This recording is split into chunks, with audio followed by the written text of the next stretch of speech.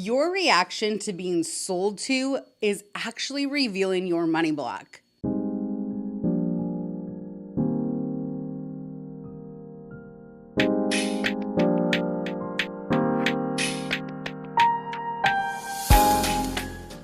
I was paired up with a man at a Tony Robbins event who was visibly annoyed every time someone made an offer from the stage. And I leaned over and said, "Do you know that your reaction right now is showing exactly why you're not wealthy yet?" And here's what I mean. So we get paired up together, and this man is visibly someone who's done the work. He's been to Joe Dispenza seminars. He's done lots of Tony Robbins. He's done other events with other people that I hold in high regard. And he obviously had wisdom and had something to offer. He had a very nice energy, and he definitely wanted some growth, but he was stuck in some kind of rut. He kept rolling his eyes about being sold to. He told me within a few minutes of us connecting that he's so sick of being sold to by everyone in Tony Robbins. So if you've ever been through any of those events, with Tony Robbins, you actually get a coach when you sign up for it, and you get to use them anywhere from like 1 to 5 times for free, depending on the type of program that you're doing. They help you with goal setting. They help you with growth strategies. And then there's all these other levels that you can buy into or that you can be part of, or other things that you can learn that Tony Robbins specializes in. So they're making offers consistently throughout the event. But this is normal at any event where people are selling transformation. They have layers for people who are ready at different levels. And so right off the bat, he tried to make sure that I understood that he knows what he's doing, and he is a healer, and he knows how to help people. And like, he went to a Joe Dispenza event and everyone got COVID, and it was a terrible experience. He wanted to leave, and he just doesn't really like these events all that much because everyone's always selling to them. And he's like, even though the information was good, I just felt like I was so sick it didn't matter. And then now I'm here and everyone just keeps selling, and it's getting so annoying. And I go, "Oh, okay." And I go, "We're talking about money blocks. So would you say that your reaction to being sold to is part of your money blocks?" And he said, "Why?" And I said, "Well, because when they're offering from the stage, or when our coaches are calling in, or the leadership teams are calling in and saying like, how can I help? How are you liking this? What would you want more of? Here's another thing that you might benefit from." I see it as I'm being offered an opportunity, and I can say no to the opportunity, and I can say yes to the opportunity. It depends on if I believe I'm ready for the next step of transformation or not. But you see it as they're just trying to sell to you, and they're annoying you by trying to sell to you, and they're just trying to get more money out of you, which I think is the absolute opposite of what is actually happening here.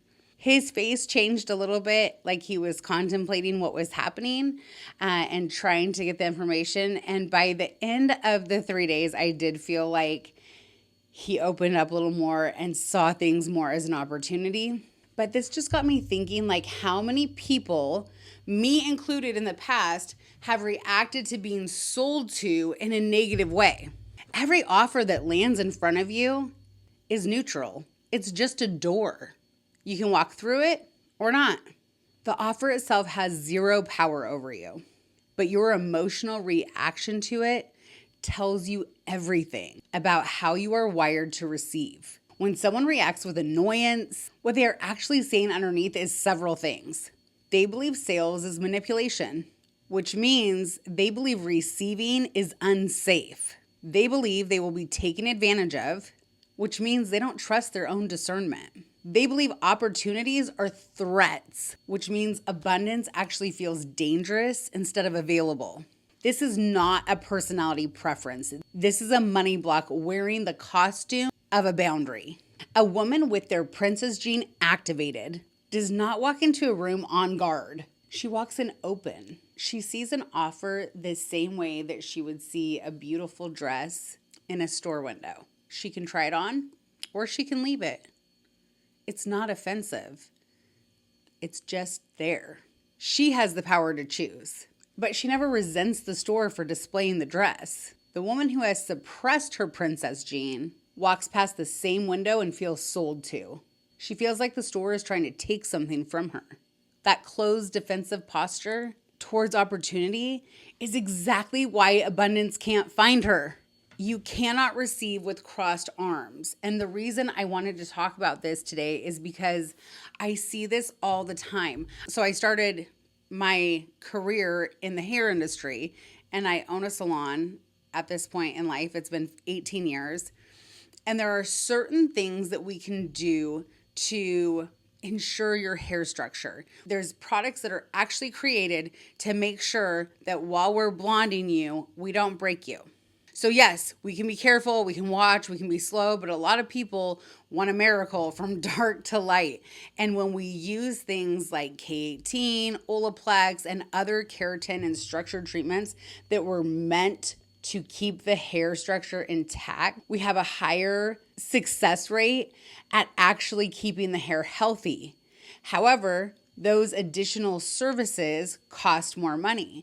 So if I was too scared to sell to someone, I would rob them of the opportunity of keeping their hair healthy while getting them blonder. And this is what happened with a lot of young hairstylists, is they saw being sold to as a negative thing, as a grab for cash, as being a salesperson. And it was so important for me that I would train them on their journey that we are not salespeople. We are educators. We are educating our clients on the best practices to get them what they want. But we can't be the best hairstylist if we're not even giving the options to the client. The option is just a door. They can take it or leave it. There's no negative energy behind it. It's how they saw it, because that's how they saw being sold to.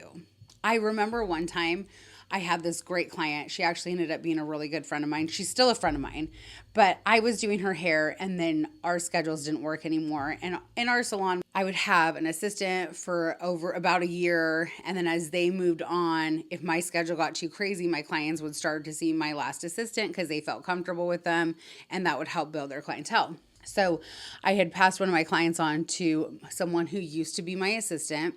And because she didn't want to tell her client that her hair should be trimmed every 6 weeks when she was coming in for her color, the client was getting really bad split ends because she was getting colored over and over again. And the stylist kept saying, well, you don't have to get it cut. That's okay. We can trim it, every third time or whatever. But she was saying it because she was trying to save the client money. But in doing so, she was robbing her of the opportunity to have beautiful hair, to have no split ends, to have the best outcome, because she was too scared of being salesy or selling to. So it was really important for me to restructure this idea in the mind of my team that we are not selling, we are educating. That is what every transformative coach is doing. That is what every person who is trying to take someone from X to Y or A to Z or whatever, that's what they're trying to do. They're trying to give you lots of opportunities along the way to get there faster, to take their knowledge, to move the needle in a faster way to the other side. Because you can do what I did, and you can do it on your own without any of my knowledge and without ever listening to anything I ever said. But it took me 20 years to get to where I am by trial and error. Now I can show someone how to do it in a matter of months. That's a huge shortcut. That's a huge savings of time. That's a huge life that can happen for you so much earlier than all the time wasted to get there. And this is what happens with so many other opportunities. But people shut it down because they don't understand that they're not being sold to, they're being presented an opportunity. And the reason for that is their money block. So these are the 4 reactions that come up for people when they're sold to and what they reveal. Reaction number 1 is irritation or annoyance. So I'm sure you've either felt this or seen this before, where someone gets offered something and it creates an irritation of some sort. So the belief underneath that is that people only offer to me to take from me. The block is scarcity and distrust. So for someone who feels like everyone's trying to take advantage of them, everyone's trying to take from them, everyone has ill intentions, everyone's out for a money grab, they have a scarcity mindset and they have distrust.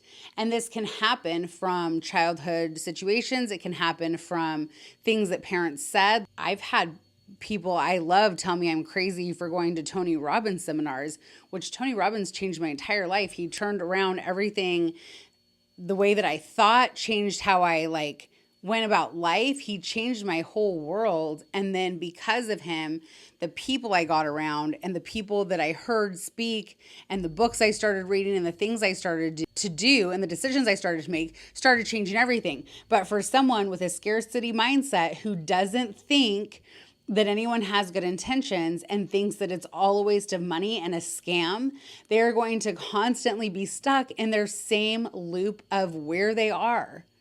And I can tell you right now, all the people who have said it to me, I would never want the life that they have. It's fine for them. If they want to live that life, that's great, but it's not the life I want for myself. So I don't need their advice, and their opinion doesn't really matter because I see an opportunity and I see the change that it makes. But this is a very common reaction to self-help, self-growth, transformation courses, because people just don't believe that they can do it. They don't believe in themselves. They have distrust of others, and they have scarcity. They don't believe that that can be true for them, that reality that is painted by a transformational coach could possibly be true for them. The second reaction is immediate dismissal without consideration. The belief under that is that good things are not available to people like me, so I will reject it before I get rejected. And that block is unworthiness. So again, all of these are common. So for people to feel unworthy and think that they can't have something is just a money block. It's just a story they were told by somebody else. It's something they experienced or perceived the experience of somebody else. And the story just needs to be rewritten. And when you see things in a different way and you can see opportunity and understand that it's possible for you, that will change your life. Reaction number 3 is guilt or obligation. The belief under this one is that if I receive something, now I owe something. That block is conditional worthiness. Love always has a price tag.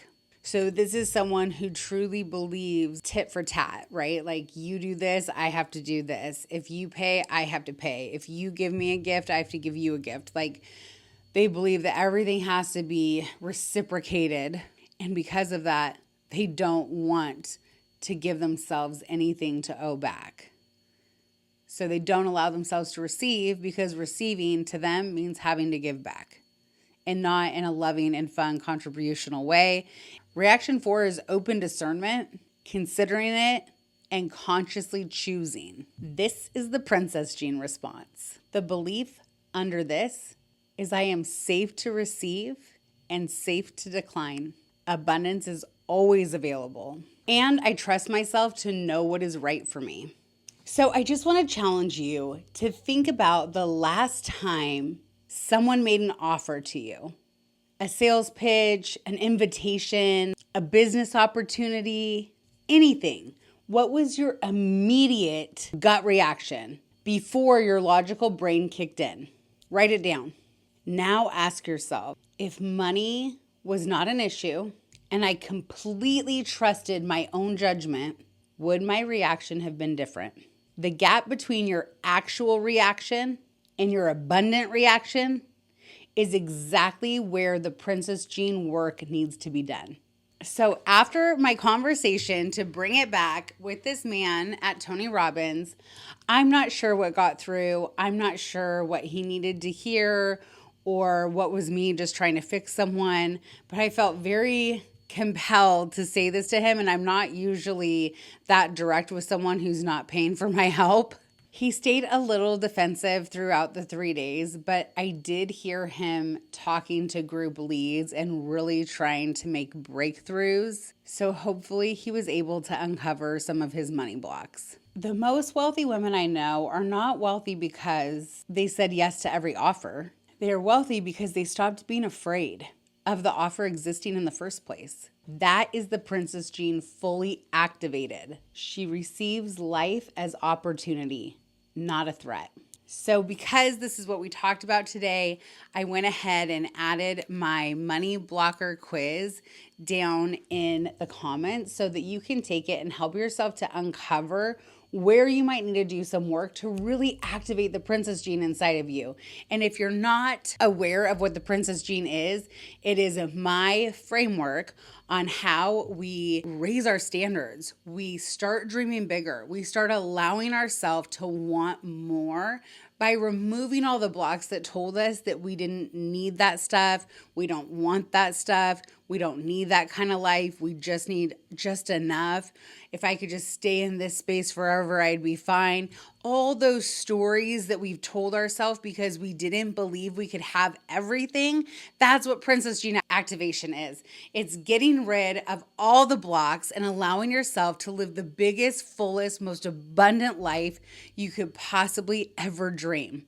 And it helps you to expand that dream bigger than you ever imagined was possible. See you in the next one.